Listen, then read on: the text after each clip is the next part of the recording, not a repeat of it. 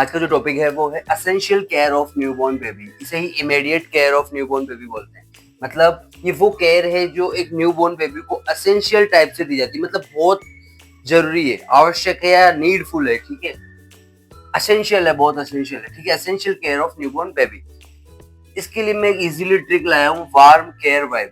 मतलब हम जो भी केयर देंगे essential care of newborn baby, उसके अंदर क्या होती है, वार्म केयर की वाइब आती है। इतना सा याद रखना है कि उसमें क्या आती है, वार्म केयर वाइब। मतलब जो भी केयर देते हैं उसमें वार्म केयर होती है, उसकी वाइब आती है उससे। ठीक है, अब आपका पूरा टॉपिक क्लियर हो गया इस एक ट्रिक से, essential care of newborn baby. ठीक है, डब्ल्यू से लिया है हमने प्रोवाइड वार्मथ। सबसे पहले एक जो न्यूबॉर्न बेबी होता है उसको क्या करना होता है, प्रोवाइड वार्मथ। वार्मथ प्रोवाइड करनी होती है। ठीक है, ऐसे आता है establishment of open airway. Open airway and clear airway. उसका एयरवे ओपन है और बिल्कुल क्लियर होना चाहिए न्यूबॉर्न बेबी का, ये एस्टेब्लिश करेंगे। आर से लिया है हमने respiration, assess respiration. Respiration assess करेंगे, यहाँ साइलेंट रहेगा, एम साइलेंट रहेगा। सी से क्या लिया है, कोड क्लैंपिंग और कटिंग। ए से लिया है अपगार स्कोर। आर से लिया है रजिस्ट्रेशन। ई से लिया है आई केयर। तो डब्ल्यू से provide warmth, establishment of open airway. ठीक है, आर से लिया असेस रेस्पिरेशन। एम साइलेंट रहेगा, कोड क्लैंपिंग और कटिंग सी से ले लिया। ए से अपगार स्कोर। आर से ले लिया रजिस्ट्रेशन। ई से ले लिया आई केयर। अब वाई वी से क्या होगा, वी से लिया है हमने विटामिन के एडमिनिस्ट्रेशन। ठीक है, आई से ले लिया है early initiation of breast feeding. Early initiation of breast feeding. B से ले लिया है बॉन्डिंग। ई से है इवेल्युएशन और जनरल केयर। अब हम एक एक टॉपिक को समझेंगे। फर्स्टली क्या करेंगे, प्रोवाइड वार्मथ। अपना मेन जो इम्पोर्टेंट वर्क होता है आफ्टर न्यूबॉर्न बेबी के बर्थ के बाद। ठीक है, तो फर्स्टली क्या करते हैं, ड्राई बेबी इमीडिएटली। फर्स्टली हम क्या करेंगे, जल्दी से जल्दी बच्चों को क्या करेंगे, ड्राई करेंगे। ठीक है, उसके बाद क्या करेंगे, रिमूव वेट क्लॉथ। जितने भी उसके गीले भीगे हुए कपड़े हैं उनको क्या करेंगे, रिमूव करेंगे, रैप चारों तरफ उसको कवर करेंगे, किससे, ड्राई क्लॉथ से, सूखे हुए कपड़ों से। स्किन टू स्किन कॉन्टेक्ट सबसे पहले, और उसके बाद क्या प्रोवाइड करेंगे, स्किन टू स्किन कॉन्टेक्ट किसके साथ, मदर के साथ। Skin to skin contact with mother. ठीक है, keep under radiant warmer if needed. अगर ऐसी नीड हो, ठीक है, तो हम बच्चों को क्या करेंगे, रेडिएंट वार्मर के अंडर रखेंगे। ठीक है, तो ये था आपका प्रोवाइड वार्मथ। एक टॉपिक क्लियर हमने देख लिया, डब्ल्यू से वार्मथ प्रोवाइड करना। अब ए से क्या आता है, एस्टेब्लिशमेंट ऑफ ओपन एयरवे। हम सबसे उसके सेकेंडली क्या करेंगे, एस्टेब्लिश करेंगे क्या, कि उसका जो एयरवे है उसको वो ओपन हो या बिल्कुल क्लियर एयरवे हो।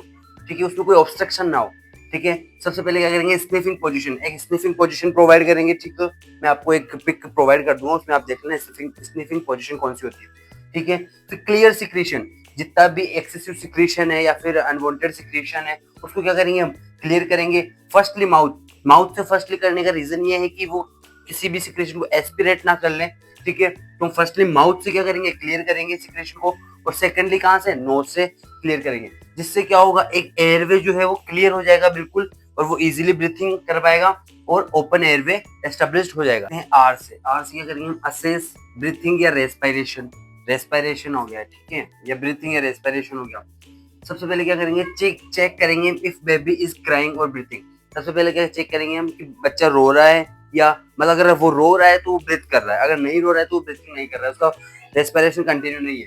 इफ यस, अगर वो रो रहा है या ब्रीथिंग या क्राइंग कर रहा है तो रूटीन, उसको ओनली ऑन रूटीन केयर देनी है। इफ नो, अगर वो नहीं रो रहा है या फिर ब्रीथिंग नहीं कर रहा है तो हम क्या करेंगे, रिससिटेशन प्रोवाइड करेंगे, स्टार्ट रिससिटेशन करेंगे। सी से एम साइलेंट रहेगा। सी से आता है cord clamping cutting. Cord clamping cutting का मतलब समझ लीजिए, applying clamps on the umbilical cord after new child birth. After child birth के बाद हम क्या करेंगे, क्लैंप जो होता है, ठीक है, वो क्या करेंगे, अप्लाई करेंगे किस पे, अम्बिलिकल कॉर्ड पे। ठीक है, एंड कॉर्ड को क्या करेंगे, कट कर देंगे। Means the code between clamp और आफ्टर डिलीवरी। आफ्टर डिलीवरी के बाद हम जो अम्बिलिकल कॉर्ड होती है उसको कट कर देते हैं। ठीक है, पहले क्लैंपिंग करते हैं और उसके बाद कट करते हैं। ठीक है, तो ये कोड क्लैंपिंग और कटिंग हो गया सी से। अब ए से देखते हैं, जैसे आता है अपगार स्कोरिंग। अपगार स्कोरिंग के लिए एक अलग से एक वीडियो अपलोड करूंगा, पहले आप कैसे अपगार स्कोरिंग की जाती है फुल फॉर्म, और एक नेक्स्ट क्लिप प्रोवाइड करूंगा, उसके अंदर पूरा अपगार स्कोरिंग पे होगा वो वीडियो, कैसे स्कोर देते हैं, अपगार स्कोरिंग की फुल फॉर्म क्या होती है। अभी सिर्फ इतना समझिए कि उसका मैक्सिमम स्कोर कितना होता है, 10 होता है। अगर नो डिप्रेशन वाली कंडीशन है बच्चे की तो उसके अंदर 7 से 10 उसका अपगार स्कोर होगा। माइल्ड डिप्रेशन में जा रहा है तो वो 4 से 6 अपगार स्कोर होगा, और सीवियर डिप्रेशन में है तो 0 से 5 उसकी अपगार स्कोरिंग अगर है तो वो सीवियर डिप्रेशन में काउंट होगा। नंबर आर से आता है रजिस्ट्रेशन। बच्चे का आप क्या करेंगे, हम रजिस्ट्रेशन करेंगे जिसमें रिकॉर्ड एंड डॉक्यूमेंटेशन मेंटेन करते हैं। सबसे पहले उसका बर्थ टाइम लिखेंगे, ठीक है, condition of the baby, baby की हेल्थ कंडीशन कैसी है, ठीक है, उसका वेट कितना है, वो उसका सेक्स कौन सा है, मेल है फीमेल है, वेट में वो LBW तो नहीं है, ठीक है, नॉर्मल वेट तो है ना, या ज्यादा वेट तो नहीं है, ये सब मेंटेन करेंगे हम रजिस्ट्रेशन में। इसे क्या आता है, ई से आता है आई केयर। इसके बाद हम आई केयर करेंगे। अप्लाई एंटीबायोटिक आई ऑइंटमेंट। सबसे पहले क्या करेंगे, हम आई का एंटीबायोटिक आई ऑइंटमेंट होता है वो अप्लाई करेंगे, जिससे क्या होगा, इन फ्यूचर इन्फेक्शन का जो रिस्क है वो बिल्कुल जीरो हो जाएगा, ठीक है। विटामिन के, ठीक है, वी वाइब से आता है, वी से सबसे पहले वी से क्या लेंगे, विटामिन के एडमिनिस्ट्रेशन। अब विटामिन के एडमिनिस्ट्रेशन क्या करता है, ये क्या करता है, प्रिवेंट करता है ब्लीडिंग डिसऑर्डर। किसमें, न्यू बोर्न बेबीज के अंदर, ठीक है, ब्लीडिंग नोज से हो सकती है, अम्बलाइकस से हो सकती है, सबसे क्या करता है, प्रिवेंट करता है। क्या करता है, ब्लड को क्लॉट करता है, ठीक है, ब्लड क्लॉटिंग फैक्टर्स है, ठीक है। तो विटामिन के एडमिनिस्ट्रेशन करेंगे जिससे क्या होगा, ये प्रिवेंट कर देगा ब्लीडिंग डिसऑर्डर से।